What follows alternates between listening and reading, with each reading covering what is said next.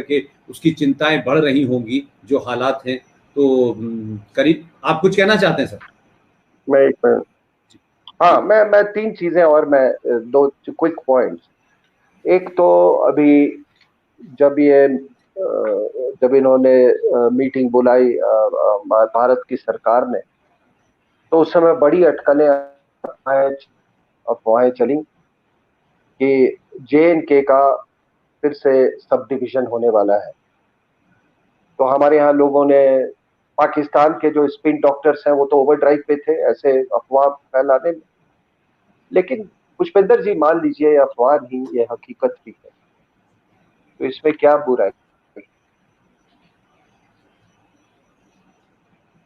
हर एक मुल्क को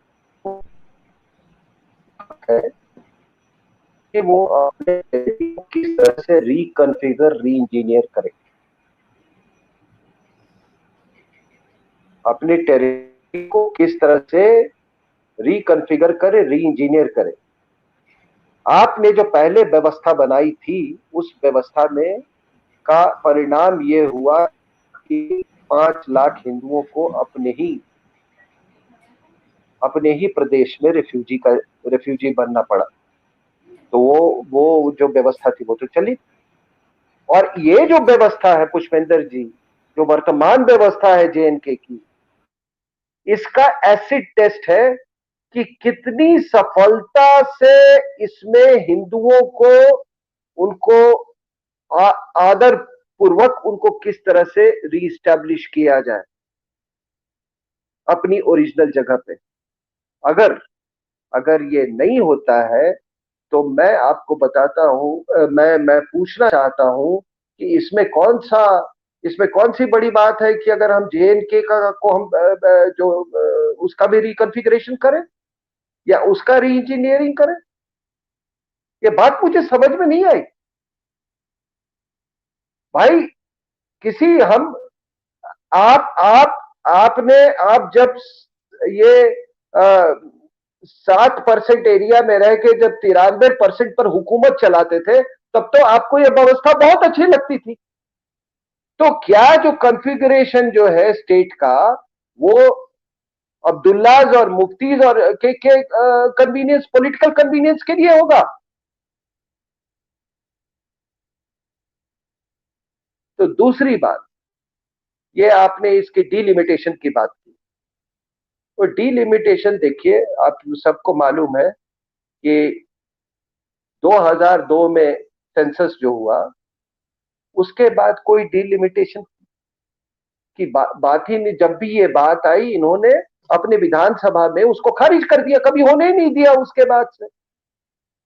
और जो ये अब जब ये आर्टिकल 370 एब्रोगेट हो गया है और पूरा का पूर्णतः भारत की सरकार को हक मिला है, तो लोगों को मालूम होना चाहिए कि जो पावर्स जो है डिलिमिटेशन कमीशन को, उसको कोई चैलेंज नहीं कर सकता है,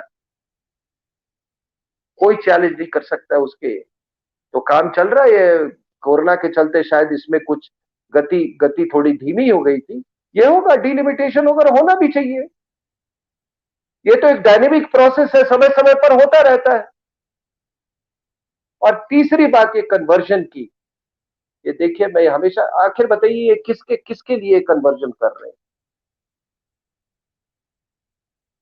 या सऊदी अरेबिया के हिस्सा बनने के लिए, या उम्मा का हिस्सा बनने के लिए?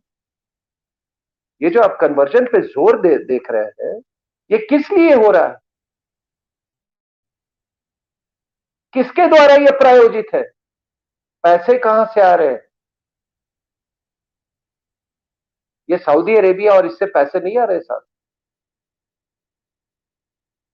ये सारा का सारा पाकिस्तान द्वारा ये संचालित है। ये जब लश्कर तोयबा का जो वो हाफिज सईद और वो उसका number 2 जकूर रखवान Lakhvi Bangladesh Myanmar border पे जा सकता है रोहिंग्यास को रेडिकलाइज करने के लिए, तो समझ जाओ कि इनकी कैसी ग्लोबल सोच है। तो ये सब वहां से संचालित है। ये तो कन्वर्जन, आप तुरंत जो उछाल देख रहे हो ये कन्वर्जन का, ये इसीलिए ये बिकॉज पाकिस्तान, मैंने बोला, बिल्कुल हताश है। और हताश इसलिए है, आखिरी में एक बात कहूंगा कि पहले पुष्पेंद्र जी हम बहुत प्रेडिक्टेबल थे, बहुत प्रेडिक्टेबल थे। हमला हुआ, निंदा हुई, हम यूएन को पहुंचे, हमने बड़े उससे करके बड़े गर्व से कहा कि हम पाकिस्तान को अलग थलग कर देंगे, पाकिस्तान को हम आर्थिक रूप से हम स्क्वीज कर देंगे। थोड़ा वक्त गुजरता था, कुछ लोग कहते थे अब चलो, अब हो गया, अब बात कर लो पाकिस्तान से। फिर बातचीत चली, मनमोहन सिंह साहब शर्म el शेख गए, कुछ ट्रैक 2 हुआ, फिर एक जिहादी हमला। फिर वो जिहादी हमले के बाद फिर गुस्सा, फिर तनावपूर्ण स्थिति। फिर कुछ दिन के बाद आखिर हम है तो पड़ोसी ही ना, एक दूसरे के साथ तो रहना पड़ेगा ना।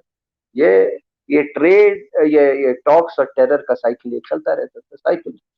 We were so predictable, we were so predictable. फिर एक शख्स आया, उसने प्रेडिक्टेबिलिटी को तोड़ना शुरू किया। सबसे पहले उसने प्रेडिक्टेबिलिटी को कैसे तोड़ा, जो कि हिंदुस्तानियों को बाद में समझ में आई, या ना भी समझ में आई, कि उसने अपने वोट टेकिंग सेरेमनी में नवाज शरीफ को बुलाया। अब लोग, यार ये तो, हम तो सोचते थे ये, इसका तो ये रेपुटेशन था, ये क्या कर दिया। फिर दूसरी बार अफगानिस्तान से, आपको मालूम है, लाहौर पहुंच गया। अब ये देखिए, तीसरी बार में सर्जिकल स्ट्राइक कर दिया, चौथी बार में बालाकोट स्ट्राइक कर दिया, और पांचवी बार में 370 हटा दिया। तो अब ये सब बौखलाए हुए, पाकिस्तान में भी नहीं, भारत में, क्योंकि मोदी के अलावा कोई नहीं जानता कि मोदी का अगला कदम क्या होगा। तो ये दिस इज द अनप्रेडिक्ट, ये पाकिस्तान के साथ डील करने में this unpredictability page, this unpredictability page. तो आखिरी में मैं यही बात आपको कहना चाहता हूं। थैंक यू सिंह साहब। मैं समझता हूं कि ये जो पिछले कई दिन से चल रहा था, इस पे आज आपका जो विस्तार से जो आपने सारे डॉटेड जोड़ा है, और पाकिस्तान और यहाँ पाकिस्तान के तमाम सारे लोग हैं, और जिस तरीके से एक डॉटेड लाइन पे भारत के प्राइम मिनिस्टर अक्सर काम करते रहे थे, वो तमाम सारे डॉटेड को भी इस सरकार ने, और इस सरकार में खासतौर से इसके मुखिया ने उसको ब्रेक कर दिया है। तो ये बौखलाहट तो अपने आप में ज़रूरी लगती है और उनकी मजबूरी भी है। लेकिन सवाल यह है कि अगर यही क्रम रखा रहा, तो मैं समझता हूं कि जिस कश्मीर के ऊपर बार बार हम ये कहते रहे हैं कि ये पाक